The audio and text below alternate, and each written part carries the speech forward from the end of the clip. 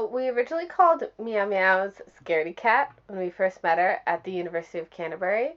This is an old video on a really crappy phone that we first had in New Zealand, living at a flat at the university. And this cat would come around a few times, a few times a week.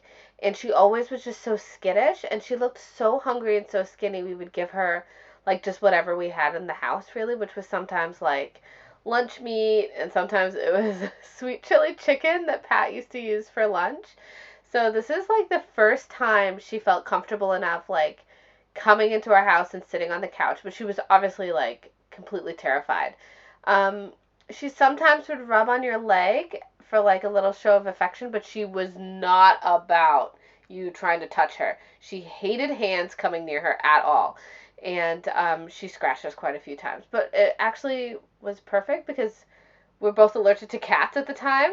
We still are technically, but just because we have slowly acclimated ourselves to her, that it's not nearly as bad as it used to be when I was a kid growing up. So you can see how tiny she was. She was just skin and bones, and the more time we spent close to her, the more we noticed that her tail that had been severed in some kind of accident. We have no idea how it happened, but it was very badly infected. So we called a cat rescue place to come and capture her, and they did surgery on her tail. They also found that she was pregnant too.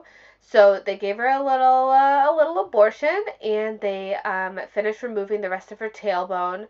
And it's just a little nub now. She was in a crate for about 3 weeks, trying to help it heal up, but because obviously they had to let her back out again, she was a wild cat.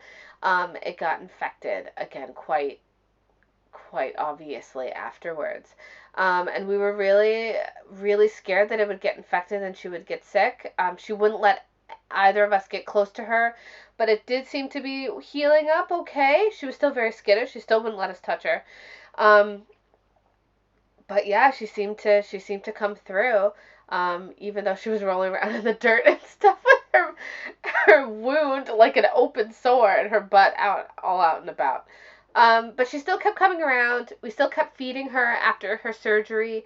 And she just kind of became our cat, even though, she didn't want to be touched or picked up or anything. She just came around for her food and hung out sometimes, and sometimes she left, and we just let her do her own thing. When we moved into the tiny house, though, we were like, what are we going to do about this cat? We feel responsible for her. So, shortly after this photo was taken, we put some lunch meat in the middle of a blanket, and she crawled into it, and then we pulled up the edges of the blanket. And then we put her in the back of my Honda and took her out to where the tiny house was, as you can see here.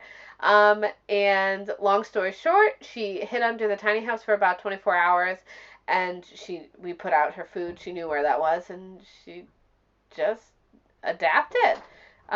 She did really great, and we've been with her ever since. Eventually, she let us touch her and love her and carry her, and she's just been our best pal. She's the best cat we could have possibly asked for, and we're just really happy she came along with us in the tiny house. Yeah, Meow Meows is really the best.